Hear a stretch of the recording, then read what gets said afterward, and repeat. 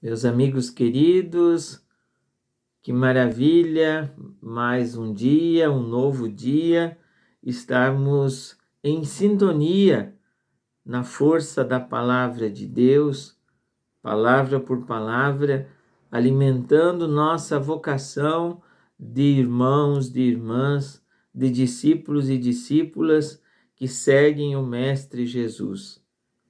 Como é bom podermos rezar com a sua palavra. Esta é a mensagem do trecho de Lucas de hoje.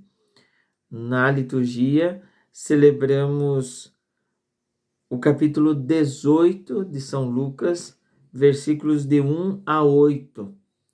Esse texto nós já lemos há alguns domingos atrás, no mês de outubro, e agora nessa caminhada com Jesus para Jerusalém, que não é só uma caminhada geográfica, mas sim é um caminho mistagógico, catequético, de como vamos vivenciando nosso discipulado.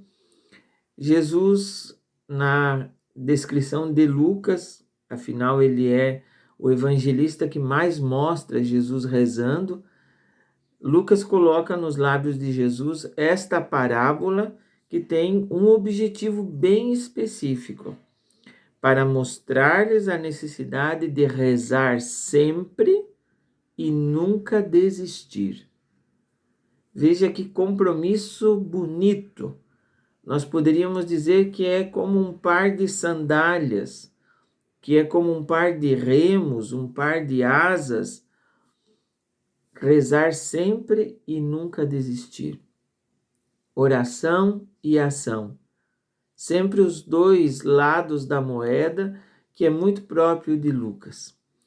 E para mostrar essa necessidade de rezar sempre e nunca desistir, ele conta aquela historieta de um juiz iníquo, que não temia a Deus e não respeitava ninguém, e de uma viúva que não queria apenas pena, dó, caridade, ela queria que os seus direitos fossem atendidos, que fosse feita justiça para ela, feito justiça para ela. E nós não podemos pensar, se lemos meio que rápido esse texto, que o juiz é Deus e que a viúva somos nós. Não é assim. A parábola, ela mostra dois estilos de rezar. Do juiz iníquo, que tanto faz como tanto fez, que é aquele cristão, aquela cristã, ou aquele que se diz cristão, cristã, que simplesmente se lembra de Deus quando precisa. Uma emergência, quase um Deus como uma bengala, e não a fonte da sua vida. E essa figura da viúva, que na cultura hebraica é o símbolo da vulnerabilidade maior, porque ela não tem ninguém.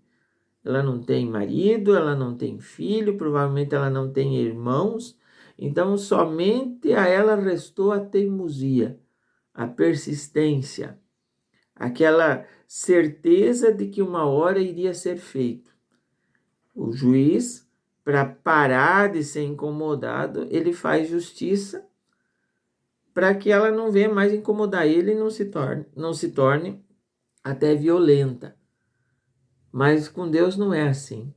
Deus, como bom pai, ele atende os nossos pedidos quando for a hora certa, porque ele sabe, como bom pai, o que é melhor para nós.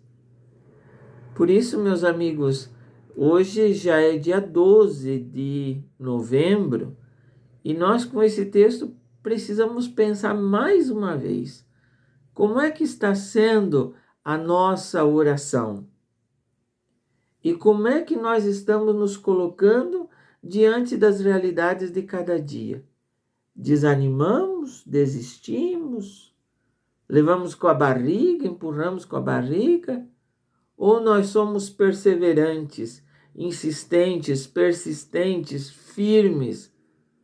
Pode vir o vento contrário que vier, que nós não desistimos. Porque o exemplo da viúva é esse. E o texto termina perguntando: será que quando o Filho do Homem voltar, vier, até o texto diz, né? Será que quando o Filho do Homem vier, terá fé sobre a face da terra? Se nós persistirmos, terá. Se nós desistirmos, não terá. Eu acredito muito nisso, meus amigos. Muitas vezes as comunidades, elas se fecham, as igrejas fecham as portas, acabam-se as comunidades, porque as pessoas desanimam. Acham que a fé não tem mais sentido. E pelo contrário, para nós que cremos em Cristo, o que tem força, o que dá sentido à nossa vida, realmente é Cristo. Porque ele passou por tudo que passou, até a cruz, até a morte, sendo ele Deus, e não desistiu. Foi firme até o fim e venceu. Ele é o modelo de oração e o modelo de persistência.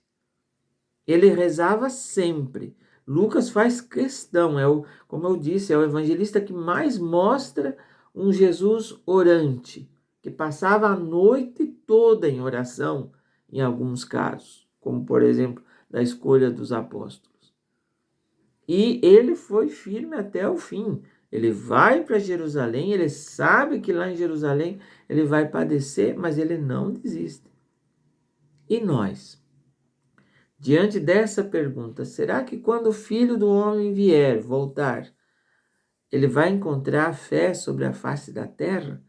E não é só uma fé de ritualismos, não é só uma fé que dentro da igreja fala de amor e paz e fora da igreja se arranca o couro.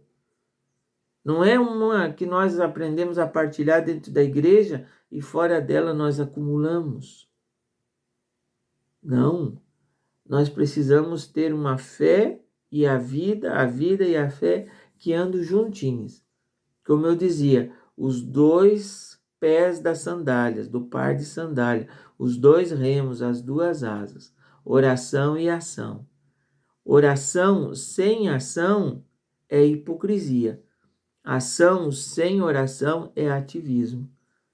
E nenhum e nem outro fazem bem para a nossa vida. Por isso, meus amigos, vamos nos manter firmes e perseverantes, para que quando o Filho do Homem voltar, vier, ou quando ele nos chamar, quando for a nossa vez, que ele encontre o nosso coração abrasado, quente, ardente da fé que opera milagres, não só extraordinários, mas aqueles dons que enchem de esperança a vida de quem está próximo de nós. Eu acredito muito nisso. Enquanto existir pessoas que oram, pessoas que ajudam, pessoas que professem a fé, nós ainda temos esperança. Nós não podemos perder a esperança. A fé é um ato de liberdade. É um ato de liberdade. Tem quem professa, tem quem não professa. Aquele que diz que é relaxado, infelizmente ele não professa. Talvez ele faça atos religiosos, participe de ocasiões religiosas, mas ele não professa a fé. Ou a gente vive, ou a gente não vive. Ou nós somos como a viúva, ou nós somos como o juiz. Não tem meio termo na caminhada de fé. Peçamos ao bom Deus que nos ajude a ser como a viúva, persistentes, impertinentes, no bom sentido da palavra, teimosos, e nunca desanimemos de orar, orar e orar, porque temos certeza que o bom Deus atenderá nossas preces. Um ótimo sábado, Deus te abençoe e te proteja. Muito obrigado por você estar comigo mais uma vez.